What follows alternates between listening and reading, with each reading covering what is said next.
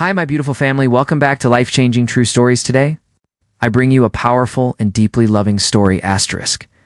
The crystal chandelier above the dining table cast dancing shadows across Olivia Monroe's face as her father delivered the news that would shatter her world. Rain hammered against the windows of their penthouse apartment in Chicago, each drop echoing the tears she refused to shed.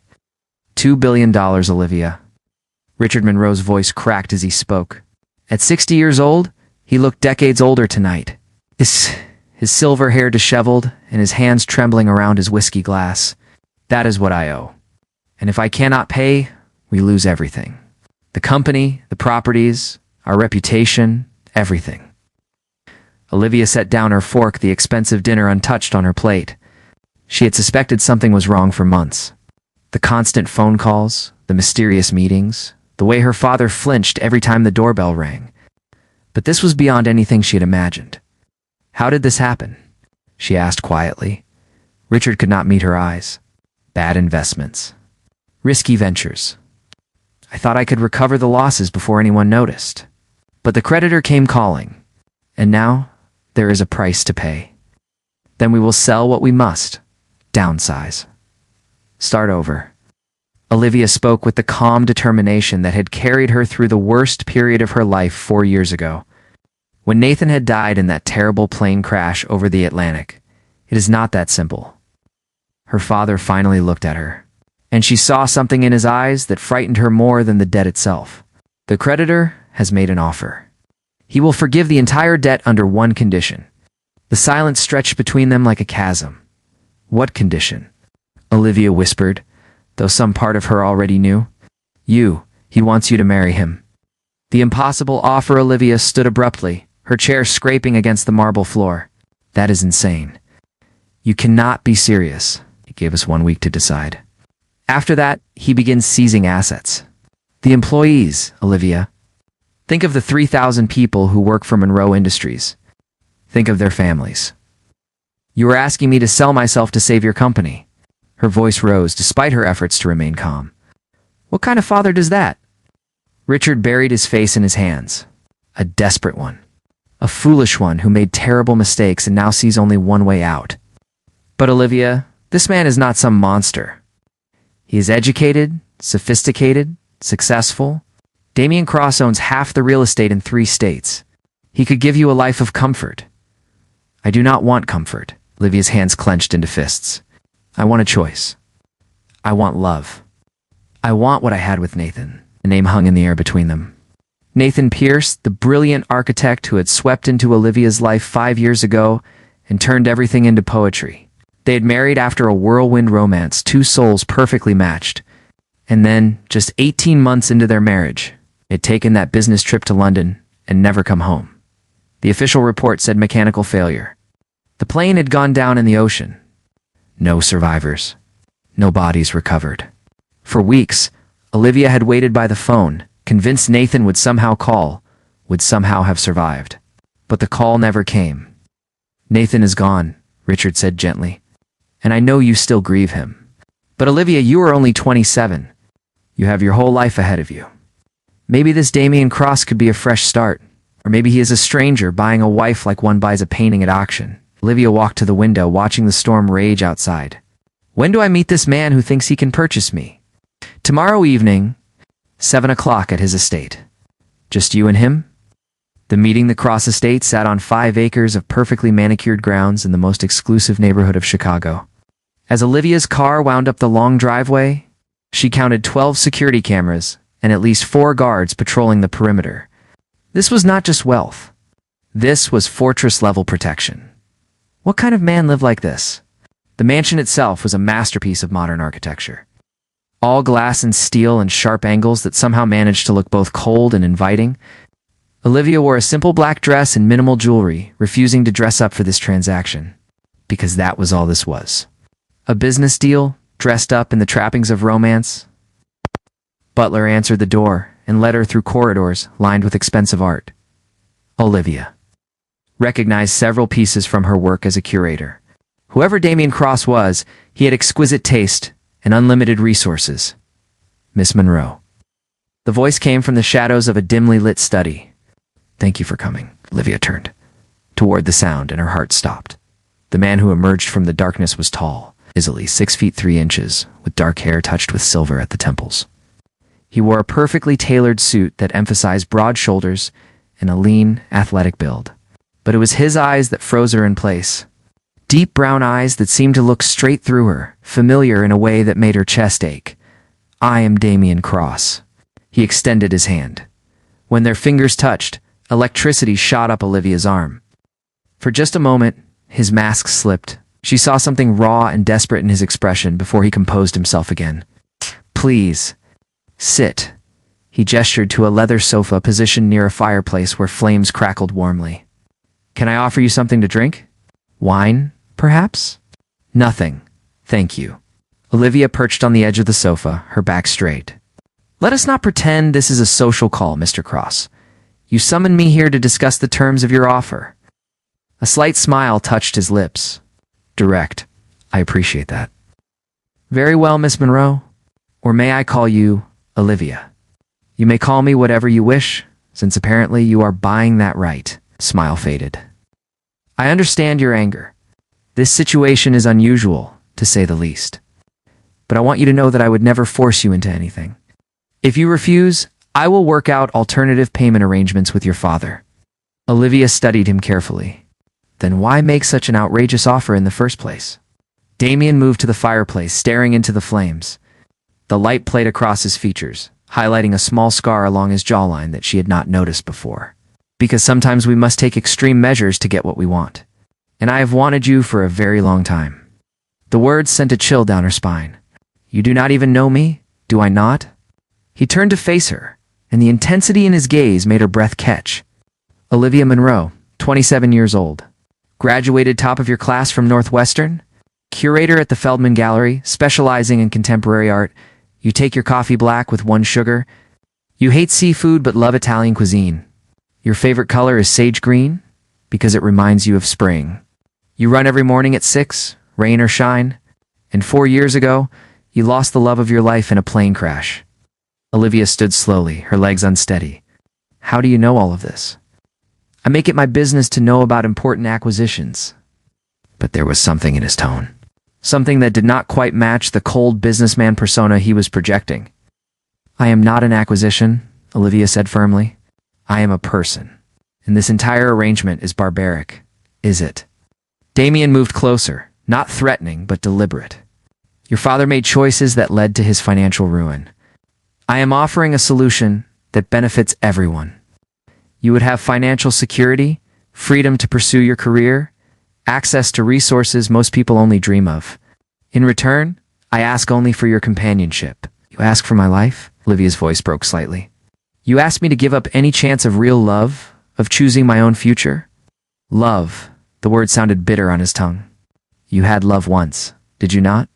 And where did it lead? For years of grief and loneliness?" The cruelty of the statement slapped her. "How dare you? I dare because I speak the truth." Act. But his hands were clenched at his sides, and she saw a muscle jump in his jaw. "Love is a fantasy, Olivia. What I offer is real, tangible, permanent." She walked past him toward the door, done with this conversation. "I need time to think. You have 3 days." His voice stopped her at the threshold. "After that, I begin foreclosure proceedings against Monroe Industries." Olivia turned back one last time. In the firelight for just a moment, she could swear she saw Nathan's face superimposed over Damien's. The same strong jawline. The same slight crook to his nose from a childhood accident. The same way he held his shoulders when he was trying to hide emotion. But Nathan was dead. Nathan had been dead for 4 years. "Good night, Mr. Cross," she said softly, and left before her treacherous heart could read anything more into coincidental resemblances. That night, Olivia could not sleep. She paced her bedroom, replaying every moment of the encounter. Something about Damien Cross felt wrong. Not dangerous wrong, but impossible wrong. As if reality had fractured and she was seeing through the cracks to an alternate version of the world. At 2 in the morning, she pulled out the box she kept in the back of her closet. Nathan's things.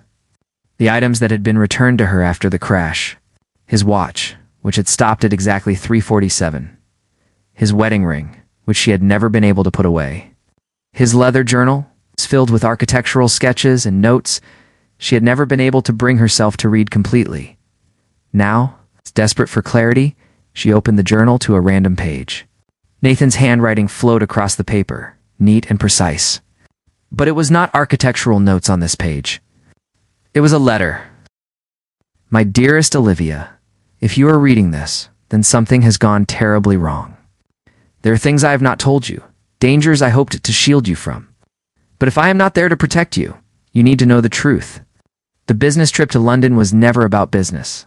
I discovered something that powerful people wanted to keep hidden, and they threatened to hurt you if I did not cooperate. I cannot let that happen. I would rather die than see you harmed. If I do not return from this trip, please know that every moment with you was the greatest gift of my life. You made me believe in forever. All my love, always and eternally, Nathan. The paper crumpled in Olivia's shaking hands. Nathan had known. He had known he was in danger and had gone any way to protect her. But protected her from what? And why had he never told her? Her phone rang, startling her out of her thoughts. The screen showed an unknown number. Hello? Olivia Monroe. The voice was electronically distorted. If you want to know the truth about Nathan Pierce, come to the Riverwalk Pier at dawn. Come alone. The line went dead. Olivia sat frozen, the journal still clutched in her hands. This was insane. It could be a trap, a cruel prank, anything. But what if it was real? What if someone actually had information about Nathan? At 5:30 in the morning, as the first hints of light touched the Chicago skyline, Olivia stood at the deserted pier. Fog rolled off Lake Michigan, turning the world into a gray mystery. She had told no one where she was going. If this was a mistake, she would pay for it alone. Footsteps echoed on the wooden planks behind her. Olivia spun around, her heart hammering. A figure emerged from the fog. Tall, familiar, impossible. Damien Cross stepped into the pale dawn light, but he was not wearing his expensive suit. He wore jeans and a simple black jacket, and his carefully styled hair was windblown. Most striking of all, he looked terrified. You came, he said, his voice rough with emotion. You called me? Olivia backed up a step. What is this? Some kind of game? No game. He moved closer, and she saw his hands were shaking. Olivia, I need you to listen very carefully to what I am about to tell you. 4 years ago, Nathan Pierce boarded a plane to London.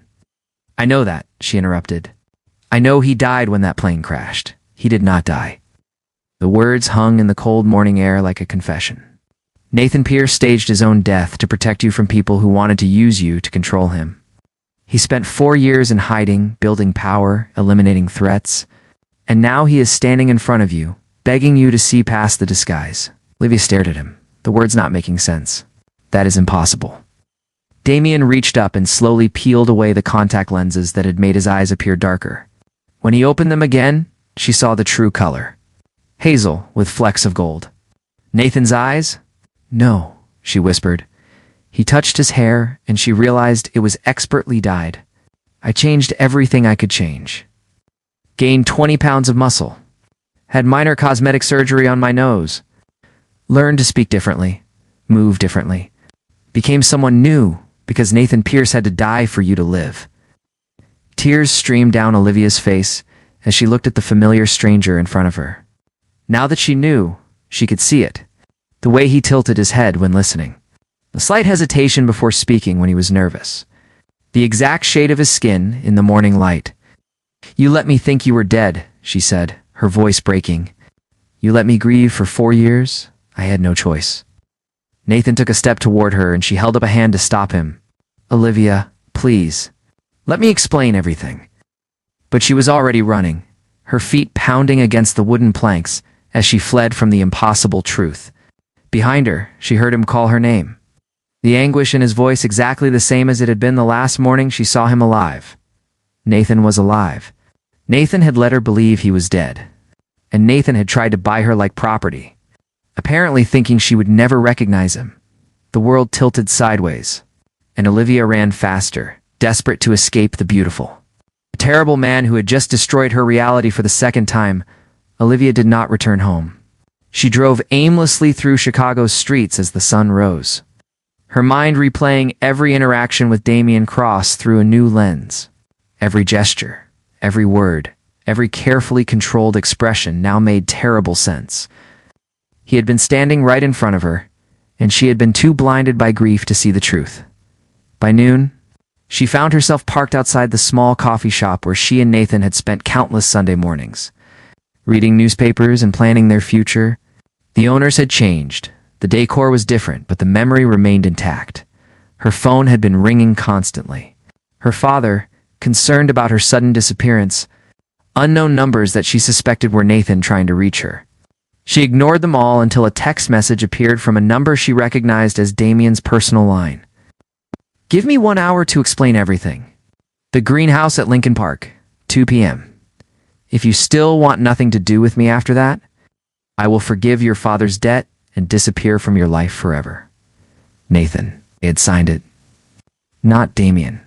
As if acknowledging that the mask had finally fallen away, Olivia stared at the message for 10 minutes before responding with a single word. Fine. The explanation: the greenhouse was nearly empty on a Thursday afternoon. Tropical plants created a jungle atmosphere, warm and humid, worlds away from the Chicago autumn outside. Olivia found Nathan waiting near the orchid collection, his hands shoved deep in his pockets. Looking more uncertain than she had ever seen him, he had removed whatever he had been using to alter his appearance. His hair, though still the wrong color, was unstyled. He wore simple clothes that belonged to the Nathan she remembered, not the billionaire persona he had created. When he turned and saw her, relief flooded his features. "Thank you for coming," he said quietly. Olivia kept 10 feet of distance between them. "You have 1 hour. Start talking." Nathan took a deep breath and began. 18 months into our marriage, I was approached by a man named Victor Strand. He was a legitimate businessman on the surface, but underneath, he ran an international money laundering operation. He had information that could destroy several major corporations, and he wanted me to design buildings that could hide his illegal activities. Secret rooms, false walls, untraceable routes. When I refused, he threatened you. Olivia wrapped her arms around herself, suddenly cold despite the greenhouse heat. "Why did you not go to the police?" "I tried." Nathan's jaw tightened. Victor had people everywhere. Police, FBI, city officials. The one detective I trusted disappeared 3 days after I spoke to him. They found his body a week later. That was when I understood how powerful Victor was and how much danger you were in. "So you decided to fake your death?" "Not at first. I tried everything else. I moved our money into secure accounts. I hired private security to watch you, though you never knew. I looked for leverage against Victor, something I could use to protect us. But he kept escalating. He sent me photos of you at work, at the gym, having coffee with friends. The message was clear: cooperate or she dies."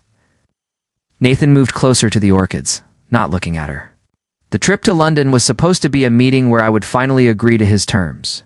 But I had a contact in British intelligence who owed me a favor. He helped me understand that Victor planned to kill me anyway. I was a loose end and dead men do not talk. So we staged the plane crash. It was real enough to convince everyone, including you, including me. Olivia's voice was hollow. "You could not trust me with the truth?" "I wanted to." He finally turned to face her, and she saw the anguish in his eyes. "God, Olivia, I wanted to tell you everything. But Victor had surveillance on you. If you had known I was alive, you would have looked for me. Your behavior would have changed. He would have known something was wrong, and he would have killed you to draw me out. So instead, you let me grieve. You let me cry myself to sleep for months. You let me attend your funeral and listen to people tell me how sorry they were for my loss." Her voice rose with each sentence. "You let me believe the love of my life was dead." Yes, the word came out broken. "I did all of that because the alternative was watching you actually die. I would choose your hatred over your death every single time." Olivia sank onto a nearby bench, her legs unable to support her weight any longer. "For years, Nathan. For years you stayed hidden. Why come back now?" "Because I finally destroyed him." Nathan sat on the opposite end of the bench, maintaining the distance she needed. "It took me 2 years to even find out the full extent of Victor's network. Another year to start dismantling it piece by piece. I built Damian Cross as someone powerful enough to go up against him. Someone with resources, connections, and enough money to buy information. 6 months ago, international authorities arrested Victor and 47 members of his organization. He is going to prison for the rest of his life. And you thought the appropriate next step was to financially ruin my father so you could blackmail me into marriage? The bitterness in her voice made him flinch. No, that was never the plan. Nathan ran his hands through his hair in the old familiar gesture. Your father really does owe money to several creditors. I bought out his debts because I wanted to protect your family, to make sure you were financially secure before I revealed the truth. But Richard panicked and told you I was demanding marriage as payment. That was his interpretation, not my demand. Ow! Olivia stared at him. You are saying my father lied? I am saying your father is drowning in guilt and desperation. And he interpreted my interest in his daughter as a transaction because that is how his mind works now. Everything is a deal, a negotiation. When I told him I intended to court you properly, to reveal myself gradually and ask for your forgiveness, he assumed I meant I would forgive his debt in exchange for your hand, but you let me believe that. Her hands clenched into fists. Last night, you played along with the whole charade. You acted like you were buying me, because I was terrified. The confession came out raw. I've been watching you for 4 years, Olivia. Watching you survive without me. Watching you grow stronger and more independent. Watching you build a life that did not include me. And I realized you might be happier without Nathan Pierce in it. Maybe I had been selfish to come back at all. The choice silence stretched between them, broken only by the gentle drip of water from the irrigation system.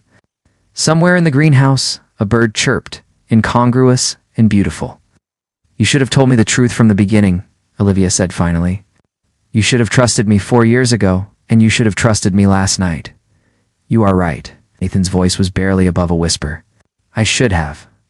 I was a coward who chose the path of least pain for himself, not considering what it would cost you. And I am sorry. Those words are inadequate, but they're all I have. Olivia stood and walked to the glass wall overlooking the park outside. A young couple sat on a bench, laughing at something on a phone screen. An old man fed pigeons despite the signs asking him not to. Life continued, oblivious to the drama unfolding in the greenhouse. Did you ever think about me? She asked. In those 4 years, did you wonder what I was doing, how I was surviving? Every single day? Nathan's reflection appeared in the glass beside hers. I knew where you were every moment. I knew when you went back to work after 3 months of barely leaving your apartment. I knew when you finally packed away my clothes after 6 months. I knew you visited my grave every Sunday for the first year, and then every month after that. I knew you started seeing a therapist. I knew you adopted a cat and named her Luna. I knew everything except whether you still loved me. Of course I still loved you. Tears blurred her vision. You were my husband. You were my future.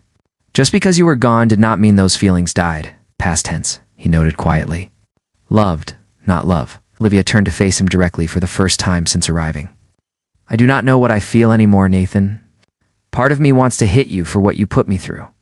Part of me wants to hold you and never let go. Part of me wants to run away and pretend this conversation never happened. I am angry and relieved and confused and hurt, and I have no idea how to process any of this. I do not expect you to forgive me immediately, Nathan said. I do not expect you to forgive me at all. But I'm asking for a chance to prove that the man you married still exists underneath all the changes. The man who promised to love you until his last breath? That man never died, Olivia. He has been waiting for years to come home.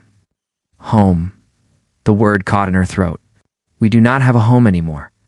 We have a graveyard full of memories and lies. And let me build us a new one. Took a tentative step closer.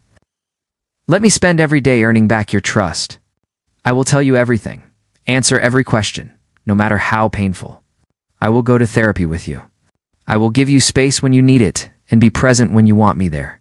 Whatever it takes, however long it takes, I will prove that we are still possible. Olivia studied the man in front of her. He looked like Nathan and sounded like Nathan, but for years had changed them both. She was not the naive young woman who had believed love conquered all, and he was not the idealistic architect who thought he could design a perfect life. I need time, she said finally. Real time, not 3 days or a week. I need to process what you have told me, to decide whether I can ever trust you again. And I need you to respect that, even if it takes months or years or forever. I can do that. Relief flickered across his face. Does this mean you are willing to try? I am willing to not make any decisions right now. Olivia moved toward the exit, then paused. But Nathan, if you ever lie to me again, if you ever make a decision about my life without including me, if you ever put what you think is best for me above what I actually want, we are done. Permanently. No second chances. Do you understand? I understand. He stayed where he was, not following. Can I ask one more thing? She waited. May I call you? Not every day if you do not want, but occasionally. Just to hear your voice and know you are real. Despite everything, a small smile touched Olivia's lips. You have been watching me for 4 years, and you need phone calls to know I am real. Watching is not the same as connecting. I have been a ghost observing life. I want to be part of it again. Part of your life, if you will let me. 1 call a week, Olivia decided. And only if I answer. If I do not pick up, you wait until the next week. 1 call a week, Nathan agreed. Thank you. As Olivia left the greenhouse, she felt something shift inside her chest.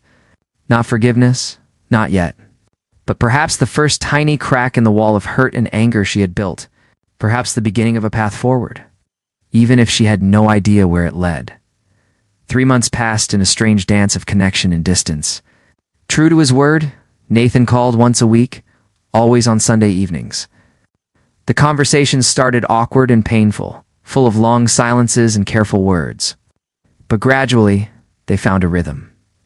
He told her about his years as Damien Cross, the loneliness of living a lie, the constant fear that he had made the wrong choice, the way he had built an empire not out of ambition, but out of desperate need to become powerful enough to protect her. She told him about her grief, the nights she had cried until she had no tears left. The way she had thrown herself into work because it was the only thing that made sense. The guilt she felt when she finally started to heal, as if moving forward meant betraying his memory. You were never betraying me, Nathan said during their 8th call. You were surviving. That was what I wanted, even if seeing you in pain from a distance nearly destroyed me. Olivia sat in her apartment, Luna purring in her lap, the phone pressed to her ear. Did you ever come close to revealing yourself before now? A long pause. Once, about 2 years ago. You were at the gallery late, working on that exhibit of contemporary sculptures. You looked so tired, so worn down. I watched you from across the street and I thought, what am I doing? She needs me, and I am hiding like a coward. I got as far as the gallery door before I stopped myself. Why did you stop? Because Victor was still out there. Because one moment of weakness could have gotten you killed.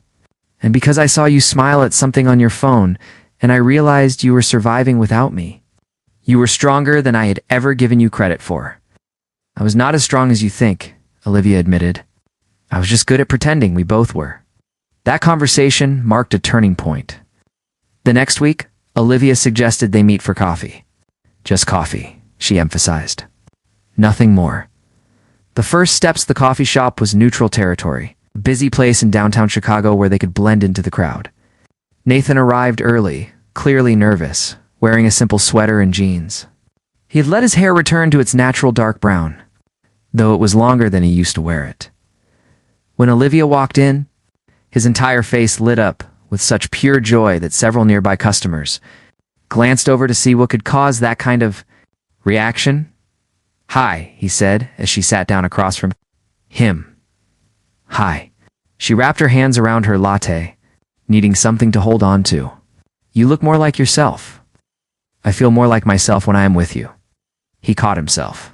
Sorry, too much. A little, but she smiled slightly, though points for honesty. They talked for 2 hours about safe topics. Her latest exhibit at the gallery, his legitimate business projects, stripped of the Damien Cross persona, books they had been reading, movies they wanted to see. It was both familiar and strange. Like learning to speak a language they had once known fluently. As they were leaving, Nathan walked her to her car. Would you consider having dinner with me next week? Somewhere quiet where we could really talk. Olivia hesitated, then nodded. Okay, but I am paying for myself. Deal. What Olivia had not told Nathan was that she had spent the last 3 months conducting her own investigation. She had hired a private detective to verify his story about Victor Strand and the international criminal network. She had contacted the British intelligence agent Nathan mentioned, who had confirmed everything. She had even tracked down the disappeared detective's family, learning the heartbreaking truth of his fate. Everything Nathan had told her was real. The danger had been genuine. His choices, while painful, had likely saved her life, but verification of facts did not automatically heal emotional wounds. Knowing why he had left did not erase for years of grief. Understanding his reasons did not mean she was ready to simply pick up where they had left off. Her therapist, Dr. Rachel Kim, helped her process the complexity of her feelings. "You are allowed to be angry and relieved at the same time," Rachel said during one session. "You are allowed to love him and not trust him. Healing is not linear, and forgiveness does not mean forgetting." "I do not know if I can go back to who we were," Olivia confessed. "That version of us died with Nathan on that plane. And do not try to go back. Move forward. Decide who you want to be now, with the knowledge you have. Does that future include him?" That was the question Olivia wrestled with through every interaction, every phone call, every carefully orchestrated meeting. The turning point for months after the greenhouse conversation, Olivia invited Nathan to her apartment for the first time. Luna took one look at him and immediately jumped into his lap, purring loudly. "Traitor," Olivia muttered at her cat. Nathan laughed, the sound rusty, but genuine. "She remembers me. Animals do not forget scents easily. Apparently neither do I." Olivia sat down beside him on the couch, closer than she had allowed herself to be since discovering the truth. "Nathan, I need to tell you something." He tensed, clearly bracing for bad news. "I hired an investigator. I verified your story about Victor, about the criminal network, about all of it." She watched his face carefully. "Are you angry?" "No." He looked surprised by his own answer. "I am relieved. You should not take my word for things just because I say them. You should verify. That is smart, and it is healthy. The old me would have trusted you blindly. The old you had not been lied to yet." He set Luna gently on the floor and turned to face her fully. "The new you is wiser, more careful. I do not want you to lose that, just to make me comfortable." Olivia felt something crack inside her chest, some protective wall she had been maintaining. "I have been so angry at you. You should be. But I also understand why you did it. And I hate that I understand because it would be easier to just hate you completely." Nathan reached out slowly, telegraphing his movement, and took her hand. She did not pull away. "What do you need from me, Olivia? Tell me what would help. I need to know that you see me as an equal partner in decisions about our lives. I need to know that you will not try to protect me by lying ever again. I need to know that if danger comes, we face it together." She squeezed his fingers. "I need to know you trust me as much as you love me." "I do. I will." His voice was fervent. "I swear to you, on everything I am, I will never make that mistake again. Whatever we face together. Even if it scares you, especially if it scares me." They sat in silence for a long moment, hands clasped, Luna weaving between their feet. "I am not ready to live together again," Olivia said finally. "I am not ready to call you my husband in public. I am not even sure I am ready to call this dating. What are you ready for?" She looked at him, really looked at him, seeing both the man she had married and the stranger he had become. "I am ready to try. To take it one day at a time. To see if we can build something new instead of trying to resurrect something dead. That is enough." Nathan lifted her hand to his lips and kissed her knuckles gently. "That is more than enough." The new beginning. 6 more months passed. They moved slowly, carefully, learning each other again. Nathan attended therapy, both alone and eventually with Olivia. They worked through the trauma of separation, the betrayal, the grief, the complicated mess of their situation. Olivia introduced him to her new friends, the people who had supported her through her widow years. Nathan met them as himself, not as Damian Cross, and told an edited version of the truth.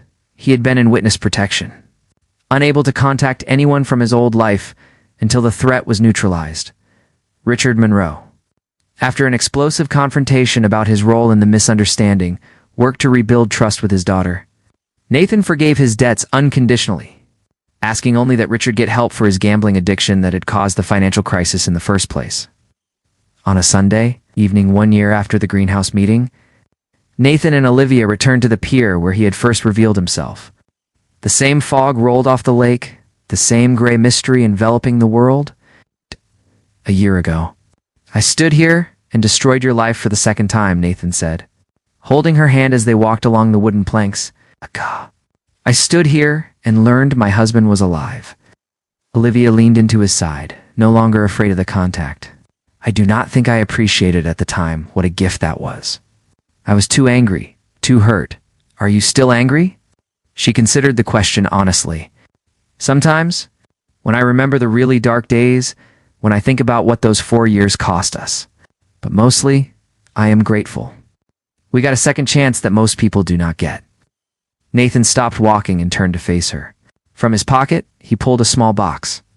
Nathan, Olivia started, but he shook his head. This is not a proposal. We are still married, remember? He opened the box to reveal 2 rings. One was her original wedding band. The other was a new ring, simple and elegant. I found your ring among the things that were returned to your father after my supposed death. I wanted to give it back to you, along with this new one. We're whichever feels right. We're both. We're neither. But know that, whether you wear them or not, I consider myself yours. Olivia took both rings, holding them up to catch the faint light filtering through the fog. The old ring represented who they had been. The new ring represented who they might become. She slid them both onto her finger. I choose both, she said. The past and the future. The pain and the healing. The man you were and the man you are. Nathan pulled her close, and she wrapped her arms around him, feeling his heart beat against hers. It was not the fairy tale ending of their first wedding, all white dresses and perfect promises. This was something harder won and more real. I love you, he whispered into her hair. I never stopped, even when I should have. I love you too, she answered. But if you ever fake your death again, I will kill you for real. His laugh rumbled through his chest. Noted. They stood together as the fog began to lift, revealing the Chicago skyline in the distance. The city where they had met, fallen in love, lost each other, and somehow found their way back.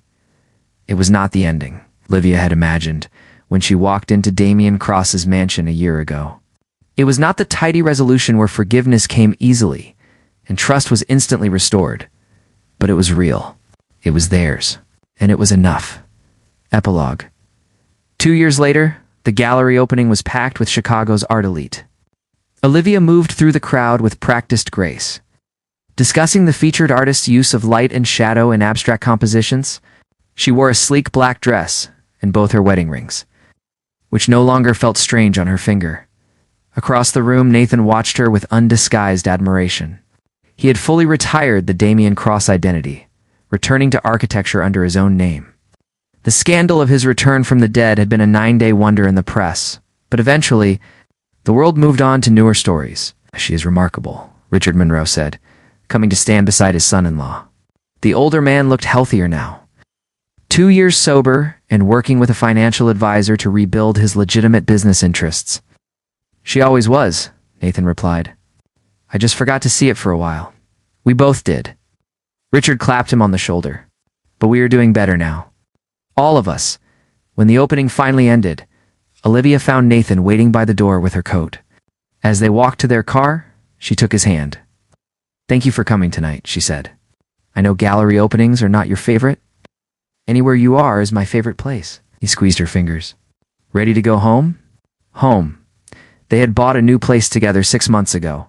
A townhouse in Lincoln Park, not the mansion where they had first lived with all its painful memories. But something fresh in theirs. Actually, Olivia said as they reached the car. I have something to tell you. Nathan froze, reading something in her tone. Good something or bad something? She smiled, pulling a small envelope from her purse. Inside was a doctor's note, an ultrasound image barely bigger than a postage stamp. Nathan stared at it, his hands shaking as he held the precious picture. We are having a baby? In about 7 months, Olivia watched emotions cascade across his face. Joy, fear, wonder, love. I know we said we would wait. I know we are still figuring things out. He pulled her into his arms, lifting her off her feet. We are having a baby, he repeated, as if saying it again would make it more real. Are you happy? She asked, though she could see the answer written all over him. Happy does not even begin to cover it. He set her down gently, as if she had suddenly become fragile. Terrified, amazed, grateful. How are you feeling? Do you need to sit down? Should we go to the hospital? Nathan, she laughed at his panic. I am fine. Pregnant women do not need to go to the hospital just because they told their husbands the news. He took a breath, visibly calming himself. Then he cupped her face in his hands and kissed her with a tenderness that made her knees weak. Thank you, he whispered against her lips. Thank you for giving me another chance. Thank you for this gift. Thank you for being strong enough to love me even when I did not deserve it. We both deserve it. Olivia rested her hand on her still flat stomach. We both deserve this second chance, this new beginning. And our child deserves parents who fought their way back to each other. As they drove home through the Chicago night, Olivia thought about the impossible journey that had brought them here. From death to resurrection, from lies to truth, from broken to healing. It had not been easy. Some days it still was not easy. There were moments when old hurts resurfaced, when trust wavered, when the weight of their history felt too heavy to carry, but they carried it together. And in that partnership, in that choice to keep choosing each other every single day, they had found something stronger than the fairy tale they had started with. They had found real love. The kind that survives death, distance, and even the worst mistakes. The kind that builds new dreams on the ruins of old ones. The kind that knows forgiveness is not forgetting, but deciding the future matters more than the past. And as Nathan reached over to take her hand, their fingers intertwining automatically after all these years, Olivia knew with absolute certainty that they were finally home. Thank you for taking the time to listen to this story. If you enjoyed this content, don't forget to click like, share this story with your friends and family, and subscribe to the channel so you don't miss out on more meaningful stories.